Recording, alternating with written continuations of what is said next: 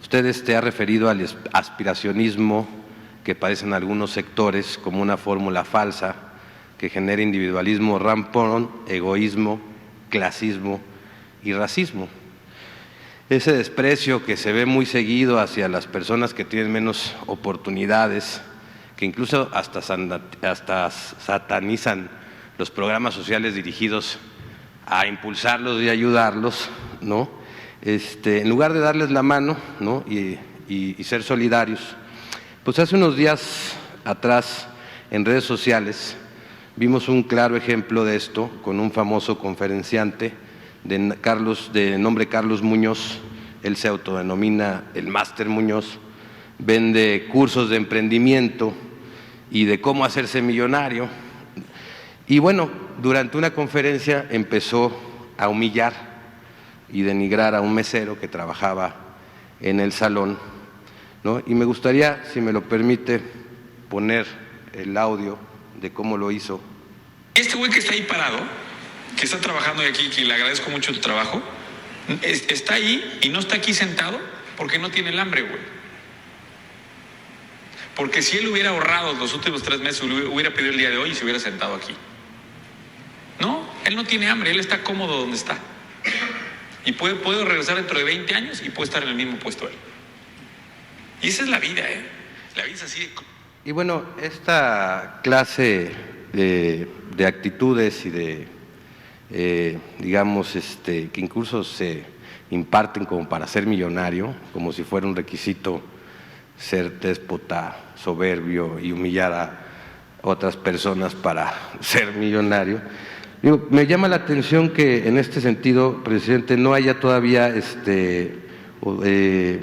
actuado la CONAPRED y bueno, pedirle su opinión al respecto y si hay manera de, pues, bueno, alertar, que ya a lo mejor ya lo se está haciendo ahorita, de este tipo de personas que, pues bueno, pues venden una clase de cursos o de humo, digamos así, en donde en el lugar se imparte también discriminación y este tipo de actitudes a la gente que trabaja y que sostiene al país, porque al final son los que realmente sostienen al país y los que menos oportunidades pues han tenido.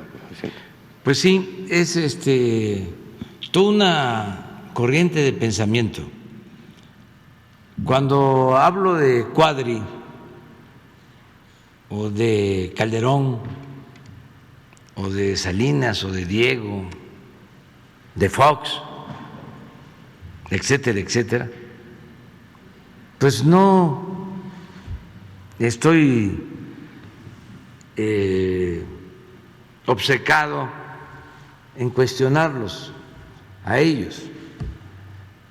Es que así como ellos piensan, y son libres, y también esto aplica para los periodistas y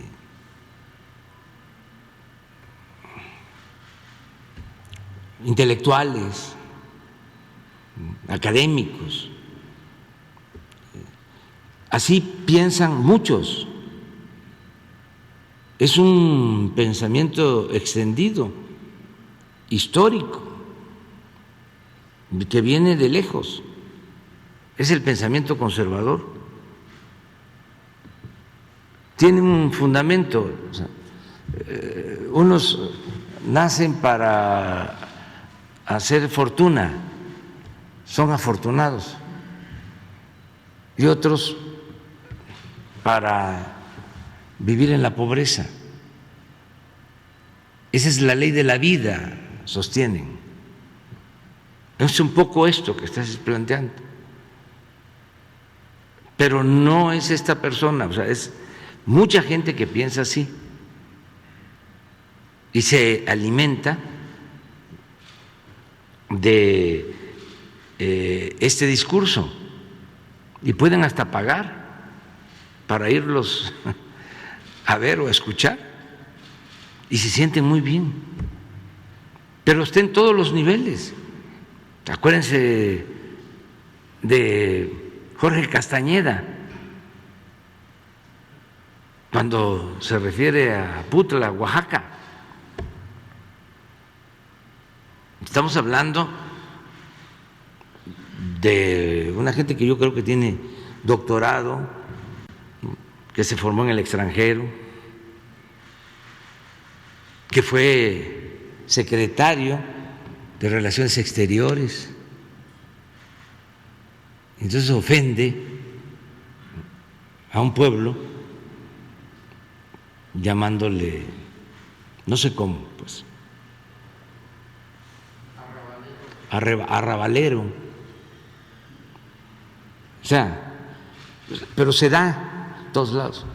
Yo una vez platiqué aquí de que cuando era jefe de gobierno, el gobernador de Veracruz, Miguel Alemán, decidió entregarle a la ciudad una réplica de una cabeza olmeca de la zona de los Tuxtla, y se pensó colocar la cabeza olmeca en la entrada de Santa Fe. Ahí hay como una glorieta, un crucero, había un espacio. Entonces, sabiendo de este pensamiento, de cómo son, porque los tengo estudiados, los conozco, que se ofenden de todo, se irritan, di la instrucción: vamos a que nadie se estacione ahí, vamos a caminar y vamos a hacer el acto nada más donde está la cabeza olmeca, porque es un cruce. Y bueno, con todo respeto, pasan muchos fifís por ahí y no les va a gustar ni la cabeza olmeca ni el que yo esté ahí. Y menos si se afecta el tráfico. Entonces, instrucciones. Entonces empieza la ceremonia, empieza el gobernador de Veracruz, Miguel Alemán, a hablar sobre la importancia de la pieza y por qué le entregaba a la ciudad la réplica y todo, pero se tardaba y se tardaba. Y yo ya quería que terminara el acto porque pasaban los carros. Y ya íbamos terminando, cuando de repente pasa una señora con una camioneta de lujo y baja el cristal y me ve así lejos y me grita: Andrés Manuel, eres un naco. Es eso, es un pensamiento extendido. Lo que hay que hacer es, pues, entenderlo, no engancharse en pleitos, ser tolerantes y, como decía Facundo Cabral, pobrecito mi patrón, piensa que el pobre soy yo. O sea, eso es así. Que los vayan a castigar, pues son muchos, pero además tienen derecho. Mire, después de toda la tragedia que significó que perdimos la mitad del territorio por culpa de Santana y los conservadores, se va Santana al exilio y lo van a buscar para que regrese. Y a los 10 años, estos mismos conservadores van a buscar a Maximiliano para que domine México. Imagínense cómo le fue al presidente Juárez en aquel tiempo.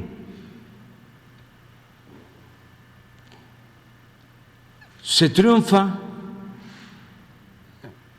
se restaura la República y se pensó, ya se alejó para siempre, ¿no?, la amenaza del conservadurismo, se aleja la amenaza de la intervención extranjera. No, eso no desaparece. Ahí se mantiene el pensamiento conservador. Estamos hablando de su peor momento. Es cuando Juárez pronuncia esa frase de que el triunfo de la reacción es moralmente imposible por todo lo que habían hecho en contra del país. Acabo de ver en las redes a un sacerdote igual que este conferencista. No son así todos los sacerdotes, porque no podemos generalizar, ni son así todos los pastores. Pero busca lo del sacerdote, hablando de Juárez. Lo mismo, de manera racista, pero es hoy.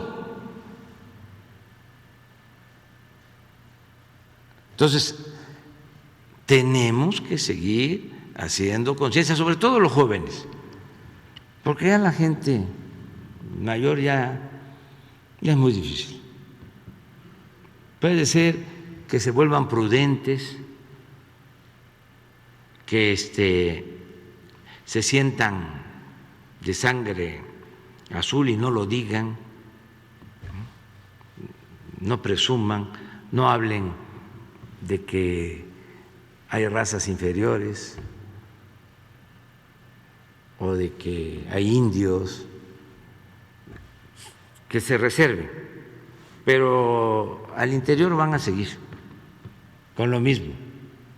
Yo también he comentado aquí de un intelectual, hasta vinculado a nosotros, que un artículo en La Jornada llegó a usar la frase lamentable de que no tiene la culpa el indio, sino el que lo hace compadre. Imagínese, escritor, académico del más alto nivel, supuestamente progresista, de izquierda, es un periódico tan comprometido con la lucha social como La Jornada. Es un artículo. Bueno, el presidente del INE, es que es interesante el tema. ¿Para qué lo tocas? ¿Cómo se llama? Lorenzo Córdoba, que recibe a un grupo de indígenas y empieza a burlarse de ellos por sus orígenes, por su cultura. Ya aquí dijimos ayer o antier de que está demostrado que no hay razas. Científicamente hay culturas. ¿Y cómo, si no hay razas, se va a actuar de manera racista? Es un absurdo.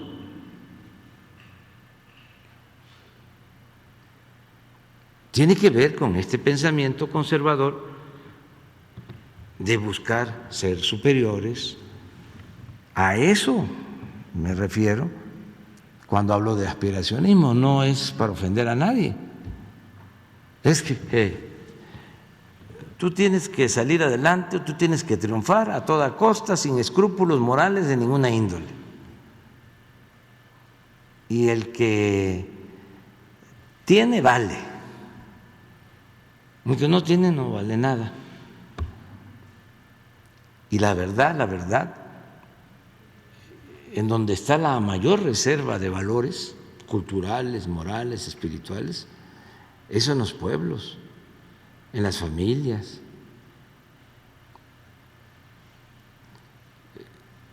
No es en la academia, no es en los medios de comunicación, desde luego no es en la política, no es en las cúpulas de poder económico, es el pueblo. Se burlan cuando digo el pueblo bueno, sí, el pueblo bueno. Si no fuera, si no tuviésemos esa gran reserva de valores culturales que heredamos de grandes civilizaciones, ¿quién sabe qué sería de México? Si lo que nos ha ayudado a enfrentar todas las calamidades ha sido la cultura o las culturas o el predominio de las grandes civilizaciones. Entonces, hay que verlo. ¿No lo encontraron? Bueno, además, ¿para qué? Ya con esto es suficiente. A ver, para adelante.